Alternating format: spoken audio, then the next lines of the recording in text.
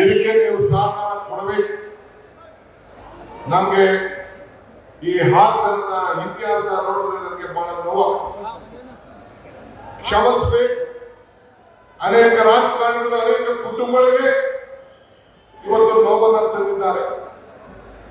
ಹೆಣ್ಣು ಮಕ್ಕಳ ಗೋಡು ಆ ತಾಯಿಯ ಹಕ್ಕನ್ನು ರಕ್ಷಣೆ ಮಾಡಲಿ ಅಂತ ಹೇಳಿ ನಾನು ಆ ತಾಯಿಯಲ್ಲಿ ನಿಮ್ಮೆಲ್ಲರ ಪರವಾಗಿ ನಾನು ಪ್ರಾರ್ಥನೆ ಮಾಡ್ತಾ ಇದ್ದೇನೆ.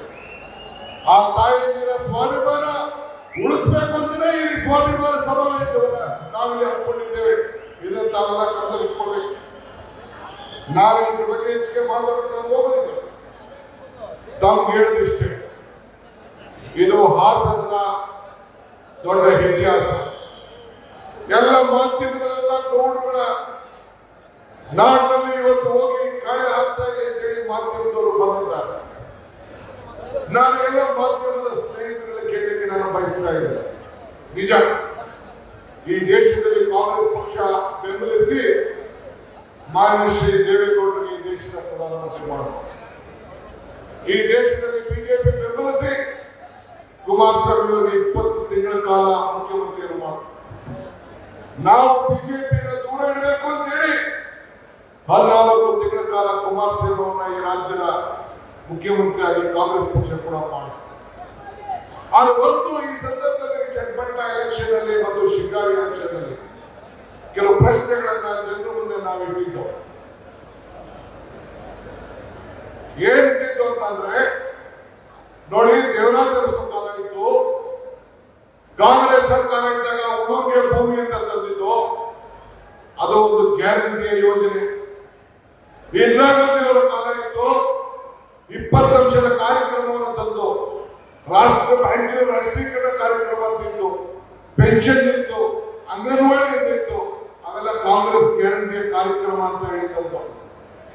ಮನಮೋಹನ್ ಸಿಂಗ್ ಅವರ ಕಾಲ, ರಾಜೀವ್ ಗಾಂಧಿ ಅವರ ಕಾಲ, ಆಗ ಏನು ಒಂದು ತಂತ್ರಜ್ಞಾನ ನಡೀತಾ ಇದೆ, ಅದೆಲ್ಲಕ್ಕೂ ಕೂಡ ಒಂದು ದೊಡ್ಡ ಶಕ್ತಿಯನ್ನು ಕೊಟ್ಟು ನಿಮ್ಮೆಲ್ಲರ ಕೈಯಲ್ಲಿ ಮೊಬೈಲ್ಗಳನ್ನ ಕೊಟ್ಟು ಒಂದು ಕ್ರಾಂತಿಯನ್ನ, ಇವತ್ತು ಹೊಸ ಕ್ರಾಂತಿಯನ್ನ ತಂದು ಇದು ಜನರ ಕಲ್ಯಾಣಕ್ಕೆ ಹೊಸ ಗ್ಯಾರಂಟಿಯನ್ನು ತಂದು.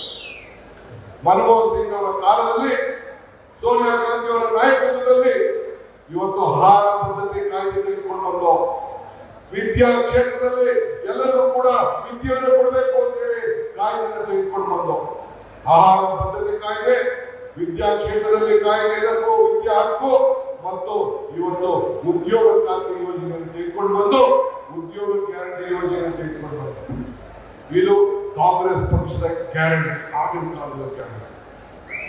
ಮೊನ್ನೆ ಮುಖ್ಯಮಂತ್ರಿಗಳಾದ ಸಿದ್ದರಾಮಯ್ಯವರು ಬಸವಣ್ಣನ ಹುಟ್ಟಿದ ದಿನ ಅಧಿಕಾರವನ್ನು ತೆಗೆದುಕೊಂಡು 2013ರಲ್ಲಿ ತೆಗೆದುಕೊಂಡಂತ ಮೊದಲನೇ ದಿನ ಆಹಾರ ಪದ್ಧತಿ ಕಾಯ್ದೆಯನ್ನು ಗಮನದಲ್ಲಿಟ್ಟುಕೊಂಡು ಎಲ್ಲರಿಗೂ ಕೂಡ ಅನ್ನ ಭಾಗ್ಯವನ್ನು ಕೊಟ್ಟದನ್ನ ಯಾರು ಕೂಡ ಮರಲಿಕ್ಕೆ ಸಾಧ್ಯ ಇಲ್ಲ. ಅನಾಂತರ ಕ್ಷೀರ ಭಾಗ್ಯ ರೈತರಿಗೋಸ್ಕರ ಯಶಸ್ವಿನಿ, ಹೀಗೆ 16 ಕಾರ್ಯಕ್ರಮಗಳು ಕೊಟ್ಟು ಭಾಗ್ಯಗಳ ಸರ್ದಾರ ಅಂತೇಳಿ ಅನಿಸ್ಕೊಂಡು ಎಸ್.ಎಂ. ಕೃಷ್ಣ ಅವರು ಮುಖ್ಯಮಂತ್ರಿ ಆಗಿದ್ರು ಕಾಂಗ್ರೆಸ್ನಿಂದ, ವೀರಪ್ಪ ಮೊಯ್ಲಿ ಮುಖ್ಯಮಂತ್ರಿ ಆಗಿದ್ದು, ಸಿಟಿ ತೆಗೆದುಕೊಂಡು ಬಂದ್ರು, ಎಸ್.ಎಂ. ಕೃಷ್ಣ ಬಿಸಿ ಊಟ ತಂದ್ರು, ಶ್ರೀಶಕ್ತಿ ಸಂಘಗಳನ್ನ ತಂದ್ರು, ಐಟಿ ಕ್ಷೇತ್ರಕ್ಕೆ ಬೆಂಗಳೂರನ್ನ ಅಂತಾರಾಷ್ಟ್ರೀಯ ಮಟ್ಟಕ್ಕೆ ತೆಗೆದುಕೊಂಡು ಬಂದ್ರು. ಇದೆಲ್ಲ ಸಾಧನೆಗಳು. ಅದಾದ್ಮೇಲೆ ಸಿದ್ದರಾಮಯ್ಯನವರ ಮುಖಂಡತ್ವ, ನನ್ನ ಅಧ್ಯಕ್ಷತೆಯಲ್ಲಿ ಕಾಂಗ್ರೆಸ್ ಸರ್ಕಾರ ಮಾಡಿದೆ. ಈ 5 ಗ್ಯಾರಂಟಿಗಳನ್ನು ತಂದುಕೊಟ್ಟಿದ್ದೇವೆ. ನಾನು ಕುಮಾರಸ್ವಾಮಿ ಅವರೇ, ಗೌರವಾನ್ವಿತ ದೇವೇಗೌಡರೇ, ಕಣ್ಣೀರು ಹಾಕ್ತಿದ್ವಿ ಬಂದು ಚನ್ನಪಟ್ಟಣಕ್ಕೆ, ಎಲೆಕ್ಷನ್ ಟೈಮಲ್ಲಿ ಕಣ್ಣೀರು ಹಾಕ್ತಿದ್ವಿ.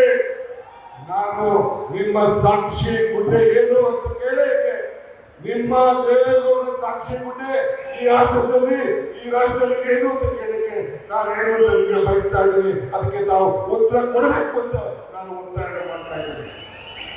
ನಾನು ನಿಮ್ಮ ಸಂಸತ್ ಸದಸ್ಯರ ಬಗ್ಗೆ, ಮಾಜಿ ಸಂಸದರ ಬಗ್ಗೆ ನಾನು ಮಾತಾಡೋದಿಲ್ಲ.